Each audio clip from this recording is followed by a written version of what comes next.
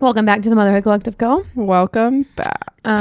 We actually haven't recorded in quite a few weeks. You guys have had episodes every week because we stacked up. So I know. But it's been a few weeks since we've actually been sitting in these two seats. I know. And we were gonna record 2 episodes, and we're not gonna record 2 episodes. We're just gonna record 1 episode. All 4 of our kids are wanting us back. Yeah, Ledger had a really hard day today. I don't really know what was going on with him, but I think he's just teething. He was like biting me a lot. Lily's getting all 4 of her canines right now, which has to hurt because those are pointy. It might be the same as Ledger though, because he has 4 on top and 4 on bottom, so those would be the next ones. Lily got her molars before her canines. Yeah. Okay. Have you watched Lilo and Stitch? Yes. Recently? Yes. Every Not time recently. Lily like opens her mouth, you know the big blue alien? Yeah. And he's got those globe teeth in the back. That's what Lily makes me think of, because she's got her like front 4 and bottom 4 and then all 4 molars, but no canines. That's so cute. I didn't know she got her molars. Yeah. So anytime she opens her mouth, it's just molars. But her canines are coming in, so she's about to look a lot older, which is kind of sad. I know. Apparently Ledger too. Yeah. Kid's not even 1. It's a little sad. But he has been biting me a lot, and that is really hard for me. Mm-hmm. Yeah. Either one of my kids have had.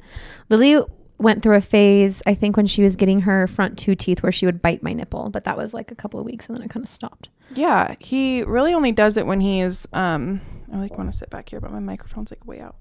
Why does that happen? Twist the joint that you're holding with your hand. Not twist it, but no, don't twist anything. Actually, just pull it down. There you go. Until you get it. Yeah, he does it when he's teething, and it's just hard because my initial reaction is to like yell at him, and then he cries, and then I feel bad, and then he laughs, and then I don't know. Do you know what Lily's doing? So Lily has this funny thing where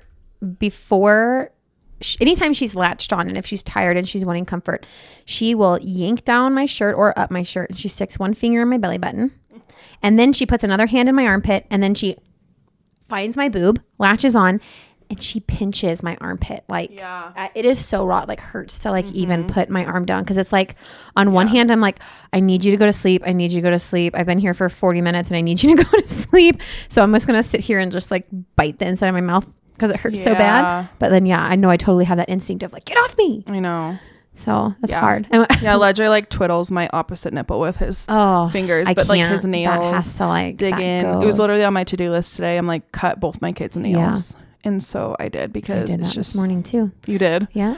Yeah. Their nails grow so fast. And they're just little razor blades. Yeah. I know. My boobs are like so bruised up and so scabbed up. Mm-hmm.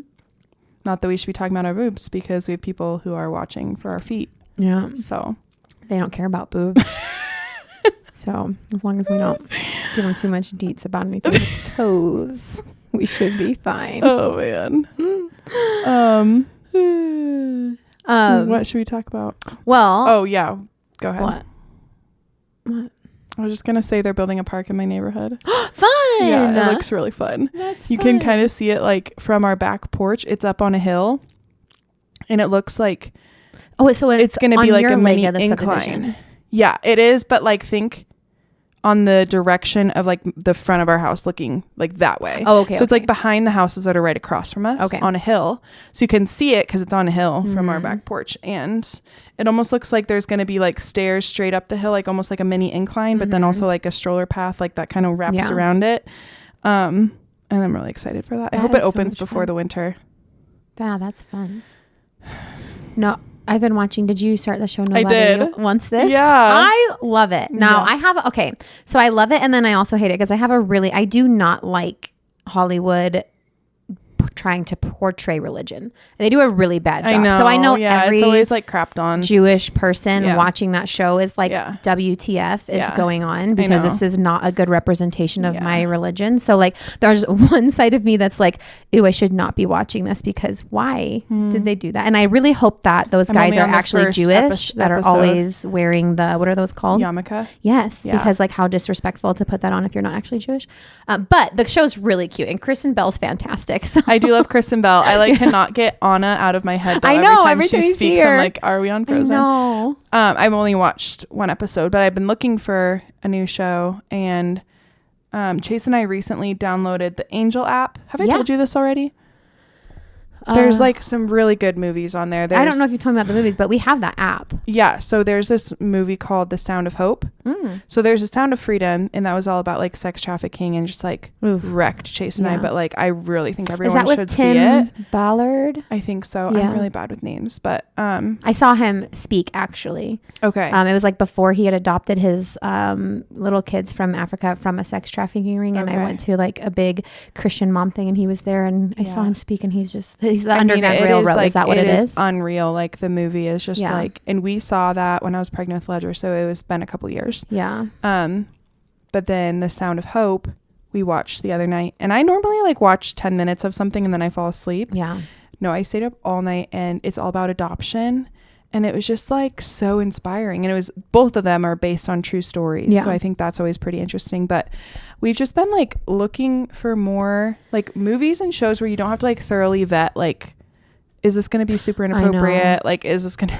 We were even watching a show the other day. I can't remember what it was. Chase was like, oh, I used to love this show. We should watch it. Or maybe it was a movie. I don't know. Within the first like 2 minutes and like 45 cuss words later, we're like, this is not what we want to watch. Literally happens to us like on a weekly basis. It's frustrating, you know, because it's like one thing. I feel like Chase and I have different convictions when it comes to shows and movies. So like there are certain things that I watch that like he would not watch with me. The same, yeah, and I don't feel like certain convictions, but I do about some things. And so anyways, we like come together, and it's really hard for us to find something that we both not only like but aren't convicted about. And so I just really appreciate that you can download it and then you can watch. And Sunny's been really liking the Young David series. Has Noah seen that? No. It's so cute. That's cute. We have the like, app. I just need to get on there. Oh my gosh. And it has really good music on it. And no, my problem is Brady and I get into these shows like that are just so heavy. Like I even have that problem with The Chosen, where I'm just like, it's just so heavy. And I'm just like, at the end of the night, I want something that isn't a big deal. It's not going to affect my mood. It's just lighthearted and happy. So that's Nobody Wants This has been fun because it's exactly what it is. It's just fun rom-com, not too deep. And just like sets you up to have like good dreams and not, you know, like, I don't know. Yeah.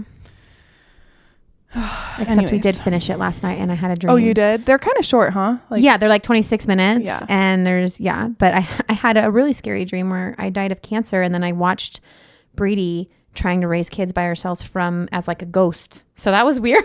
Oh man. It's a very specific dream. Okay, that just reminded me. Have you ever thought about, you know how people are like, when somebody dies, they're like with you? Yeah. Or like they can visit you, or you can like, and I don't know what that looks like or what that means, but I had this thought the other day. I'm like, if like, say, you know, someone really close to you dies and you're like thinking like, they're with me, they can whatever. What about like when you're having sex with your husband? I've had that thought so many times. And my thought is that if I was in heaven and I wanted to watch my kids, I feel like they probably have more information than we do, and they want to like peek in on the good moments. They get the highlights. Hopefully. You know? I was just thinking, I'm like, what does that even look like? And I don't even like, I'm pretty sure that they can like, we've always said that, like we've grown up being like, they look down on us. They like, but then it's like, is that even true? Like, but also when we get to the other side, like, remember, like we didn't feel shame about our nakedness until Eve ate the fruit. Yeah. So it's like, nakedness and all of that's probably not a thing that anyone cares about after they're death. Like, get it. Yeah. I don't know, I just had that thought like so randomly the other day, and I was like, oh, why did I think about that? I don't know, that's a strange thought. Anyways, we're just coming to the table with two random topics. Did you think of something? Yeah. Okay. Yeah, we're going to do that again because it requires like little to no planning, and it's fun and it can be just like engaging. It's a surprise. Yeah. It's whatever. So do you want to go first? Sure. Obviously we're just going to be talking about things that are taking up space in our brain and things that have been taking up space in my brain, not only because of your book club. Your sweater's so cute. Thank you. It's from Temu. Is it? Yeah, it's that little one I showed you. Remember, it's got the little deer. It's so cute. Or a fox. It's a fox. Oh, I love it. I know. It's just the right amount of tacky. Yeah. It's not though. I don't think it is. I think it's really cute. I like it. And these jeans I rented from Nuuly. They're $250 jeans, which have never touched my skin ever. Wow. But they're from where? fantastic. What brand are they? Good Citizen. Oh yeah. Nice. Never heard of them, but Nuuly's fun because you get to try expensive clothes that you probably This is from Nuuly as well. Yeah. That's my every time we record, I'm like probably wearing something from Nuuly. Yeah. No, I would never spend $250 on a pair of jeans, but yeah, no. I rented these ones and they're fantabulous, and I'm kind of gonna be really sad to give them up. You could buy them for really cheap. No, I think to buy them, it's like $160, which is still way too much money on jeans. It's a lot. Most of my jeans, I mean, I'm little. They're all from H&M. Yeah. You know what I mean? I don't need to spend a lot of money for jeans to be okay. Yeah. Anyways, I was going to talk about hosting because that's been what I've been talking about the most. Okay. The last couple of weeks. That. And we're reading a book about hosting. I know. And it's kind of been, and I've hosted like every weekend in the last month.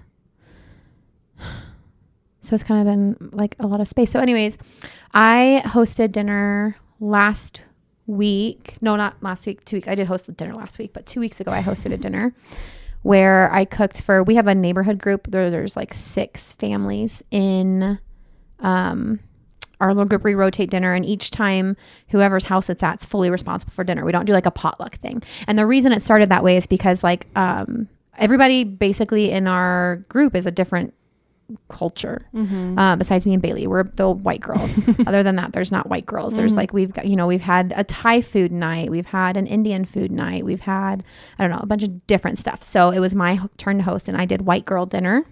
So I did a big giant pot of chili. I had 4 different loaves of sourdough. They were all different flavors. I did homemade pizza. We did sourdough chocolate chip cookies. I had chocolate pumpkin scones, gluten-free cookies, homemade apple cider. So like all the white girl fall things because it's September. That's so fun. And I posted a video of it. And then I think I had about 12 girls in my DMs asking me like how to do that. Like the timing of a meal that big. So that's kind of what I was just going to talk about. That's fun. Yeah. I'm also doing that this weekend. So it's just what my brain is. Yeah. And it's a lot of planning and it is. But if you don't, the book we're reading now is kind of the opposite of what I think I'm going to talk about, because the book we're reading now, it's called Holy Hygge, and Hygge is spelled Hygge. And it kind of talks all about how you don't have to do all that to host. Like if that is what's stressing you out, like the point of hosting in like a Christian worldview is to bring people to Christ, to get him to know Christ, to welcome the stranger, to be, somewhere safe for people to land and to feel the Spirit.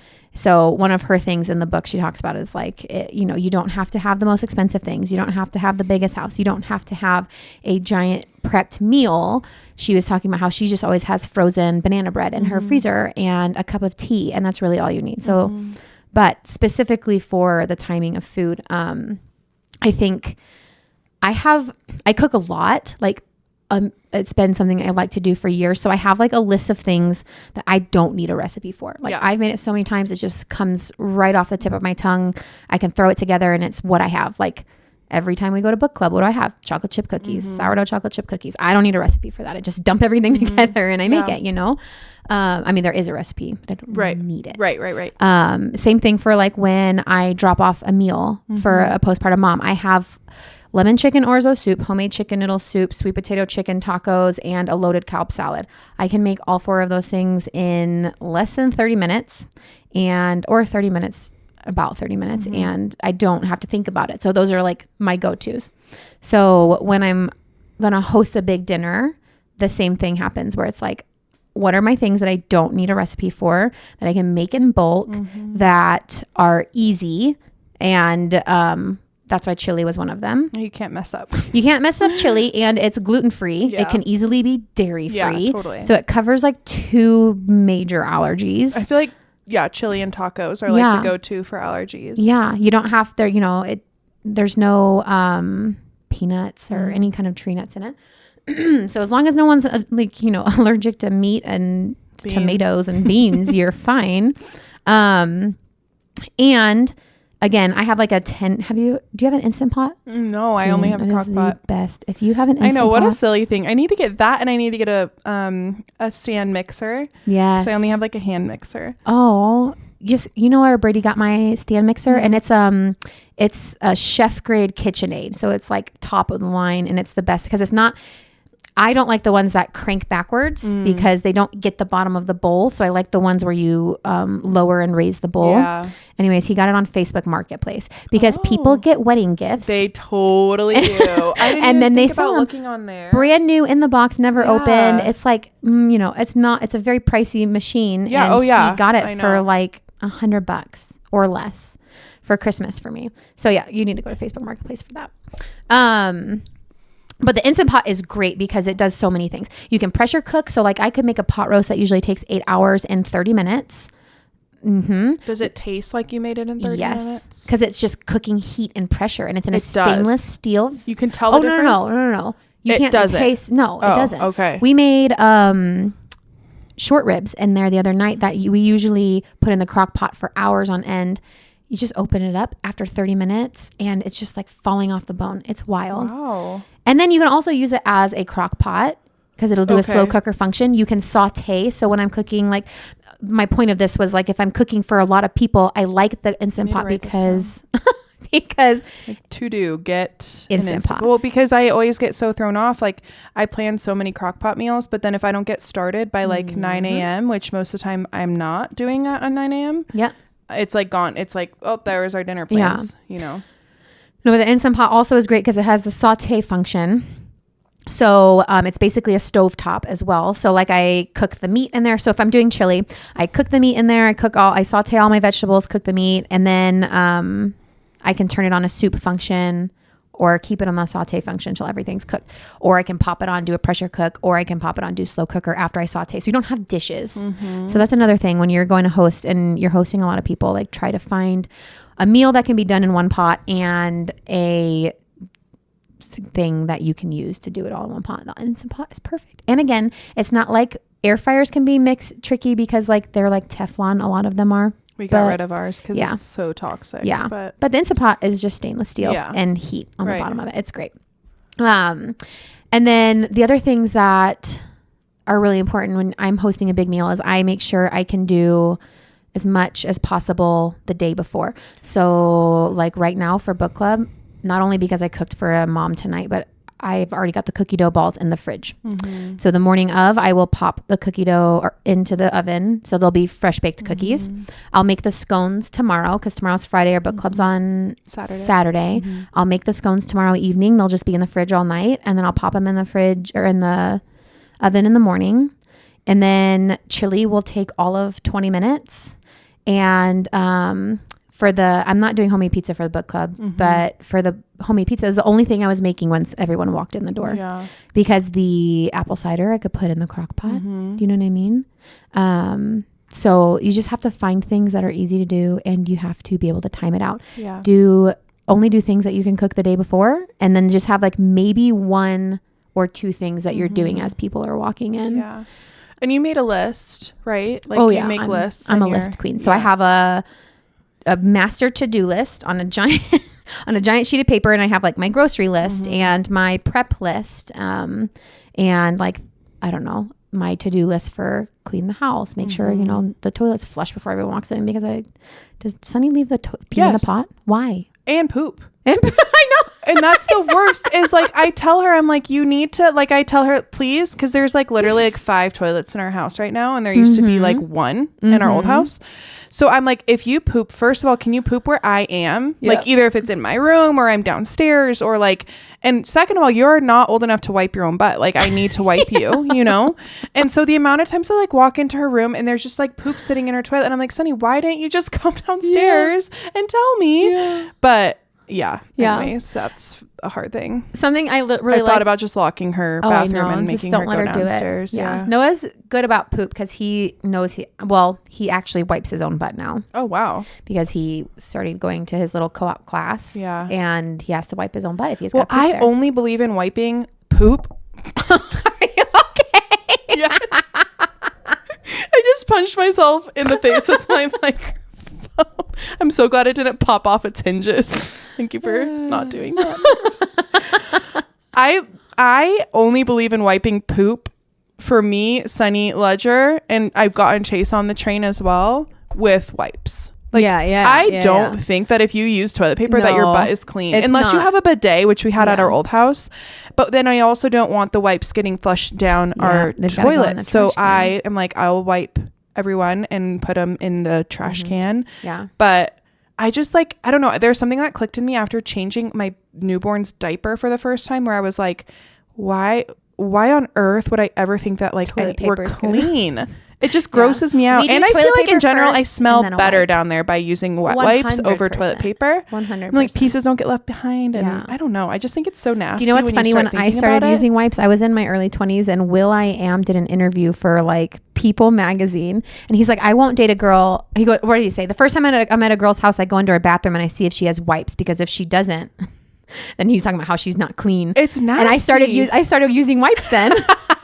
But no, I've trained my kids that it's, well, kids, my one, it's toilet paper first and then it's a wipe, because then we can throw the wipe in the trash and it's basically clean. Exactly. Cause gosh, him trying to use a wipe. Yeah. No, I was going to say my last thought on this, before we go into your topic, was for hosting. One of the things that I really love about the book we're reading right now it's Holy Hugo. Mm-hmm. What is her name? The author? I think it starts with a P. I can't remember. But in like the very first chapter, she talks about how hosting actually isn't about you. So it isn't, because I feel like I used to get caught up in my house. Anne Kimberly. Holy Hugo, Hyge. But then it also says Jamie Erickson. I think it's Jamie Erickson. Okay. It's not two Neither people. of those start with a P. Oh, read by Anne Kimberly. Yeah. Jamie. Okay. Such a cute little book. But she talks about how when you host people, you stop looking inward, stop thinking about what are people going to think about my house. It doesn't matter if you get the bathroom done. It doesn't matter if your house is spotless. Mm-hmm. It doesn't matter if it looks a certain way. Like the actual point of hosting people is them, is the people that you're hosting. So, and not that like I didn't have that in my head, but I also think I get caught up on, I need my house to look a certain way. And that's not only like for hosting people. That's just like by the end of the day, I need my house to look a certain way. So if I'm having people over, I'm definitely going to look a certain way. But I really love like her emphasis on like, why don't you think about the people coming into your house and what would make them feel at home? You know what I mean? Like, is there something you could do for the person coming that could make them come a little bit closer to God? Yeah. Totally. I feel like that's like so freeing to think about it that way. And it is. And I think that I had like this transition period where at my old house, I almost never hosted anybody ever because there was not space for more than like 10 people to even stand, let alone sit like anywhere. Yeah. And that was that was an insecurity of mine. And we did have like married couples over sometimes, but even if they had one kid, we're like, I don't know if like we have the space.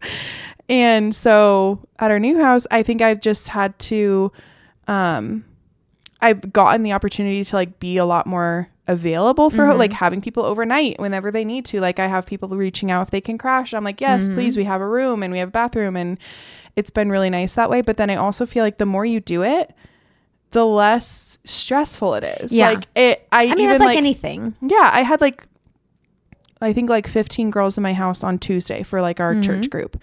And same thing. I know that I am going to make cookies. I know that I'm going to lay out tea. I know that I'm going to have like my little staples, and those things are always there. And I just can do it, throw it in. And I was telling like my mops table, because we were talking all about like, hosting, organizing, all this stuff at mops last week. And they were all saying it's really hard for them to host because they feel like their house is trash and they don't have any, all this stuff. And I hope I didn't come off wrong. Like I was trying to encourage them that I feel like I have gotten to a place where why rhythms are so important to me in my life is so that I can host on a dime. Or I could like, somebody's like, oh, can I stop by? And I'm like, yes. And I don't have to like throw that pile in the wash and do this and my dish. Like, I'm just like, yes. Cause I have these rhythms built in where it makes it like, yes, please come over, pending there's not like a sick child or like something where, you get really thrown off your game. I don't know. I just think that that's like really fun. And when I was having the girls over on Tuesday, Chase was like, you're so like chill. He's like, did you even like deep clean the house? And I was like, I mean, it's clean, but like I feel fine. And then I like start thinking about like with our book club, I'm like, when we had our book club over, I'm like, I'm going to pray over every single girl that's coming. And I really want the Lord to give me like a verse to encourage them, you know, or give me like a word that I can like share with them when they get here, like that somebody might need to hear, you know, and just, you know, try to be more intentional that way instead of, I think, just like hustling and bustling to the point where you're like sweating by the time people come in, and then you just are like overwhelmed and you're like, sorry, I don't know where this is. I don't like, and so I think there's always a level of hosting that will be tiring. Like I think there is, it doesn't go without like a sacrifice for sure. But I think even my expectations of like, you know, gratitude or like it all has just like gone out the window where I'm just like, okay, I really do just like this house was a gift from the Lord. I want to steward it well. I want the people walking in here to feel the presence of the Lord. And that's really like all that I care about, you know? And like, yes, eat whatever's in my pantry and my fridge, you know, like, and I haven't actually cooked for that many people before. I think the most I've cooked for has been like 8. Yeah. But I think I would feel a little bit like overwhelmed with like maybe even just the dimensions and proportions and that's sure just something though that I've done for a long time. Yeah. And it's something I love. If I didn't love it, I wouldn't do it. You know what I mean? Like I would have just, because like a lot of the other people, maybe we just order pizza and it's like not that big of a deal. But it's like, this is how I love people. So like, how do you love people and then love them? If it's not by cooking obnoxious amounts of food, then don't do it. Well, and I just say that to say like, if anybody's listening and like any of it feels intimidating, it's like, I feel like you kind of just have to like do it once or twice. And then you start to realize like when people come over, they don't really care if your floors are mopped. Like they care about feeling welcomed and loved. And, so anyways, I think that's really cool. And I really love this book. You guys should go read it. Yes, that's a good one. Okay. What were you going to talk about?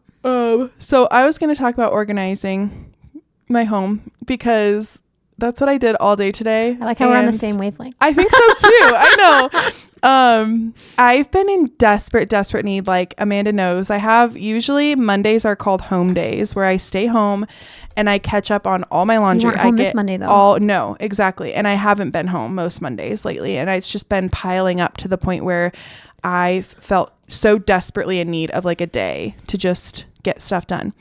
And so there's 2 different like kinds of cleaning / organizing modes that I get into. And one is like what needs to happen, like the bare minimum, right? Like laundry needs to happen, trash needs to get taken out, dishes need to be done, like the bare minimum. And that stuff is happening like every day, right? It's like the endless things that happen. And then I'll like walk around my house and maybe I don't have the time or I just simply don't have the capacity. And I notice I'm like, that area needs attention, that area needs attention. And I just like note it in my brain.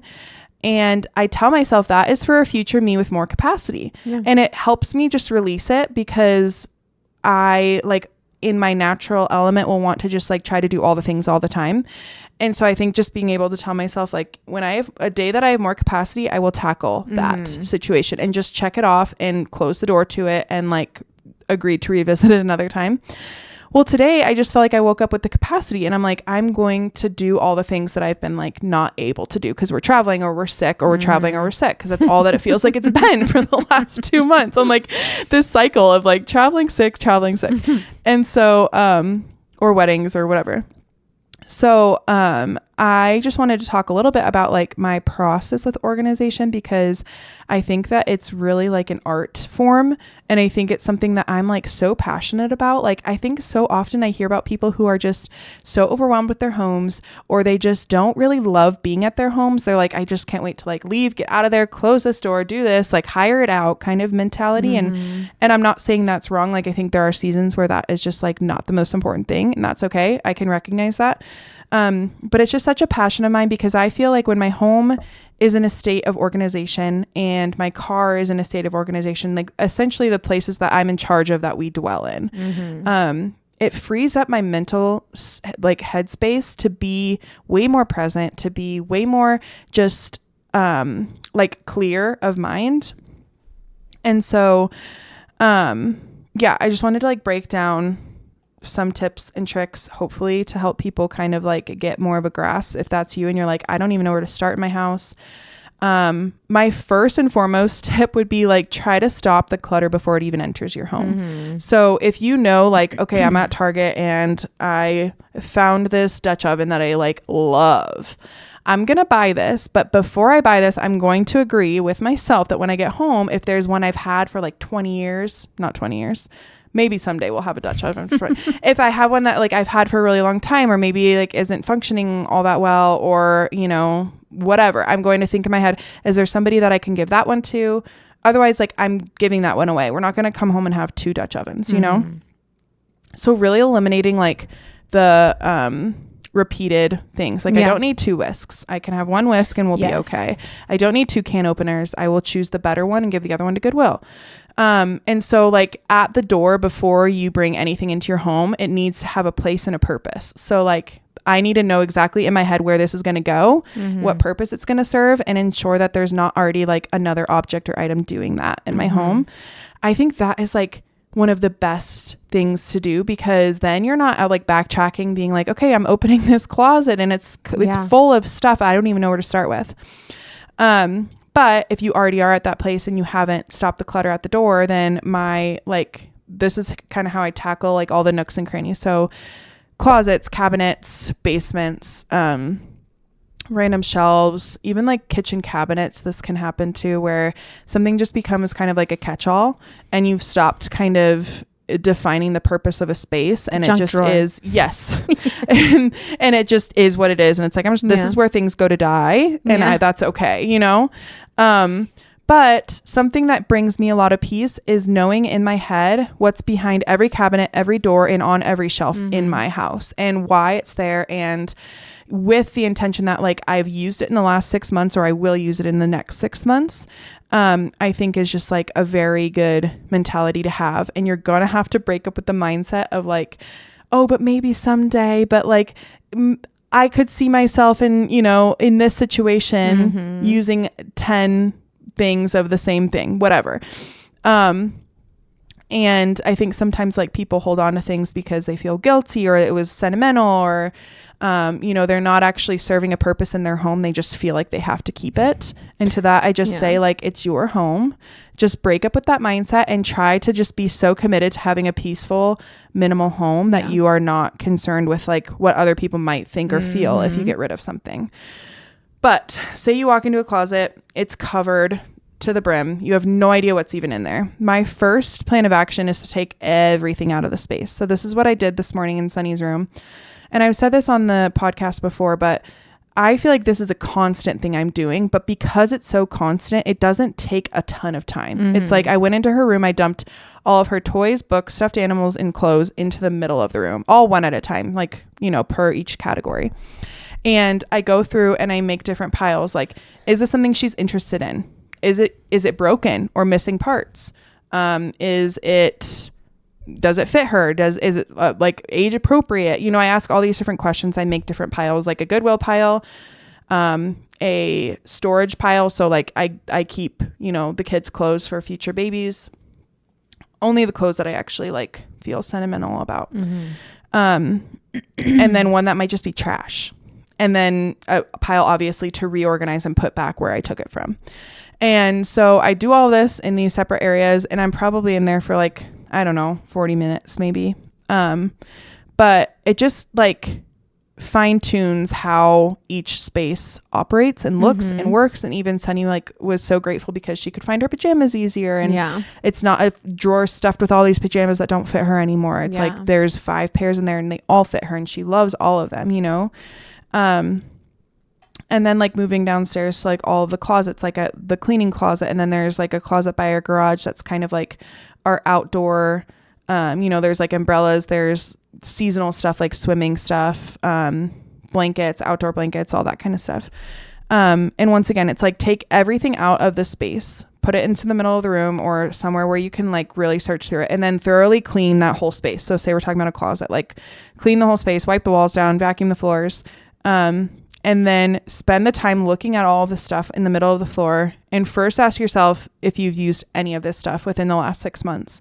Then ask yourself if you're planning on going, like if you're planning to, and be really honest with yourself. Yeah. And it can't be like, oh, maybe if we do X, Y, and Z. Like it's a yes or no answer, you know? Yeah. And like, what's the worst that's going to happen? You're going to have to buy a new one. Yes. And that is something too of like, I love the mentality of, if I do need this in the future, maybe I could borrow it. Maybe I could find it at a thrift store, or maybe I will have to repurchase it, but it will be very intentionally and thoughtfully with the purpose of it being used and not just going to die on the shelf of my closet.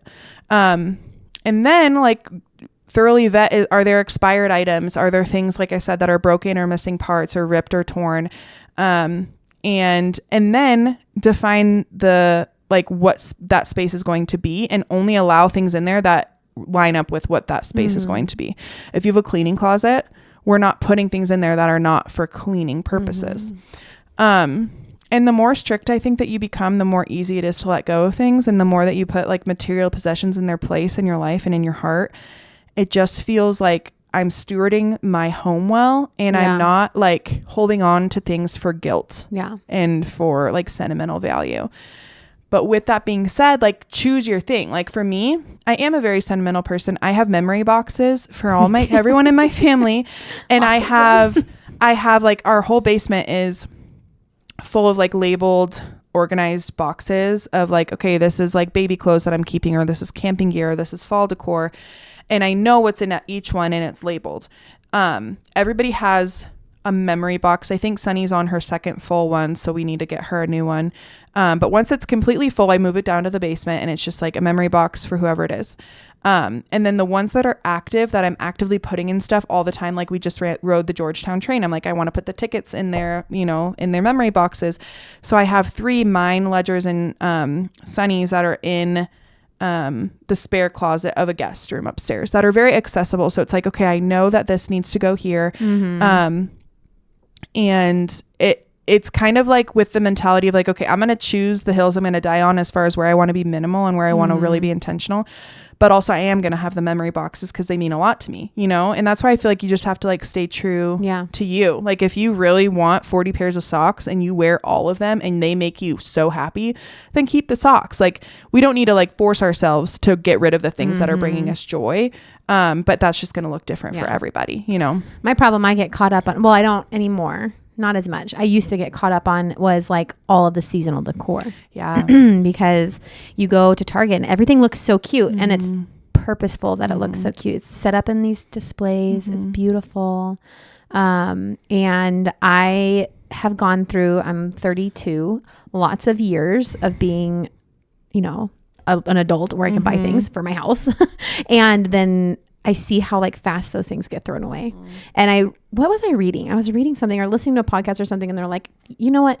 Take the cute thing out of the section at Target. Just let it ride in your cart for a minute, and then drive by the trash cans and just set it next to a trash can and see how cute it looks. And I've done that quite a few times because I'm like, I need this thing from Chip and Joanna Gaines. I have to have it. Yeah. And I drive around with it for a little bit. And I'm like looking at it in my cart and I'm like, okay, it's actually not that cute. So I'm just going to go put it back. But that used to catch me up a lot. This year, I did not buy any seasonal decor. I let Noah and Lily each pick out a thing for their rooms. Noah picked out, it's a basset hound with a witch hat, and then Lily picked out a mummy cat, which is already broken. It's outside, and she drops it all the time, so the feet are broken. And I got those at Home Goods, and they were like $5, so I'm like not super concerned. But and then I do have a hard time with Christmas. Yeah, I just went to IKEA and I did buy Christmas things, which I should. But that's, I mean, that's the thing is like if seasonal decor is your thing, like let it be your thing. Yeah. And I do think that that's okay. Yeah. In the sense of like, okay, so say you find like a pumpkin, doormat that you're like obsessed with, and you bring it home, and you're like, okay, so I have 2 other doormats, and I like the stacked look, so I could either stack them all together, or I could get rid of one. Yeah. And there are so many means of which you can get rid of things. Like I really, really am very picky choosy about what I like want to sell on Facebook Marketplace. Yeah. Like you really have to ask yourself, like, how many, like, is this still available? Are you like, is in you over one particular object, Yes. It's very rare for me to ever care that much. If anything, I might post free, like on the Free in Castle Rock page or Free in Parker page, and give somebody the opportunity to come pick it up before I bring it to Goodwill. I just take everything to Goodwill because that's just too much. Yeah. And I think that there's a time and place for that. And I think like if you're listening and you're like, okay, I want to do this, where do I start? Maybe your garage is like completely just in shambles, or maybe it's your basement where it's just been like all the things have just gone to die. You don't even know what's under all of that junk anymore. If you have not thought about it or needed it or any of that for a specific period of time, for me, that's always 6 months. That might be for you a year. It might be 2 years. Set your limit and what you'll tolerate. But I would say if you don't miss it and you don't even know what's in a box, don't even open it. Yeah. And pending it's something sentimental or clothes, baby clothes you're keeping. I would really hire, like, there's the like Got Junk people, the 1-800 Got Junk. They'll come and they'll pick up whatever it is and they will distribute it according to where it belongs. So say you have electronics and you have green waste and you have clothes and you have, textiles or whatever, like they will put it where it needs to go. But I just think that, like, for me, nothing feels better than an organized space. And I just think that goes so much hand in hand with what you were saying, because you're just so much more prone to want to have people in your home, I think, when you're proud of the space you've created, but then also when you know that it's ready and available for people who might need it. And it just helps me operate well in my day-to-day. And I just, like, it's been a game changer for me. I feel like moving into a new home was a perfect, like, clean slate. And even today, like, I brought a whole carload of things to Goodwill. And were they things that were, like, super, like, I don't even know where this came. No, it's like, I know every single thing I brought to Goodwill today, but did I still need it today? No, we don't. And letting go of things is just, like, well, that been just a really comes healing natural thing too, with kids that are aging out of things. Yeah. And just like that, that one toy bin that I reference all the time on our podcast, it's like, I did the same thing today. I dumped it in the middle of the living room and you wouldn't believe there's, like, random straws in there, there's Legos in there that don't belong. Yeah. It's the things where you're like, okay, I need to, just revamp my systems. We don't want anything chokeable in this specific area because Ledger's playing in here. There shouldn't be a cup in here. There shouldn't be a water bottle in here. Speaking of Legos, I feel like Legos can be hard. And something we've been doing with Noah's Legos is he gets a Lego set and he loves to build them and he loves to play with them. We keep the instructions and we put the Lego set in a baggie when it's done. We can tear it apart and rebuild it as many times as we want because it's with the instructions. And then when he doesn't want it anymore, I can now donate this Lego set that costs $25 with the instructions, with all of the pieces in a Ziploc baggie for some other kid to buy it for $6 at Goodwill. Yeah. So I just have like a cute wicker laundry basket where we've got all of, like, there's probably 25, 30 different baggies of different Lego sets in there. Some of them are gallon size, some of them are, but that helps me too, because Legos, like, to see a bucket, we do have 2 buckets of Legos we got at a garage sale for $8, like buckets of Legos. That stresses me out. Noah likes it. He can get in there and dig around, but that freaks me out. So we keep all of the new Legos all together. And that's a really good, in like, plastic baggies are something probably everybody has in their home. So even thinking about, like, how can I be intentional and organized with things I already have? Like, you don't need to go to the Container Store and buy, like, 40,000 things. Like, I did get a gift card one time to the Container Store and I decided I was going to use it to buy stuff for my fridge, you know, or my pantry. But for the most part, you can find really cute baskets at Goodwill.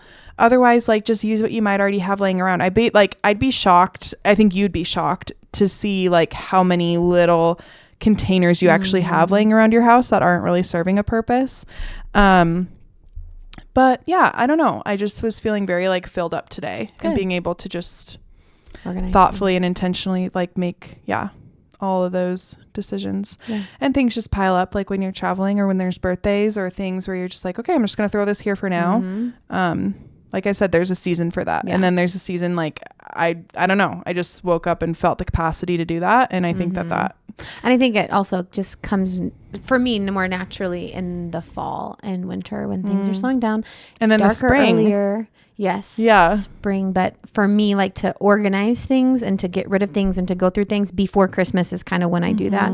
Because then it also gives me a good basis of, okay, what do we need for Christmas? What are some things I can get rid of to make room for Christmas, you know? Because I don't do the 3 present thing. We do big. That's okay. We do the 3 present thing, but I've got to have a lot of space. I know. For the things. Yeah. It's really fun. Okay. Well, this is longer than I thought it was going to be. So have a long episode. I hope you enjoyed that. We will see you next week. Yes.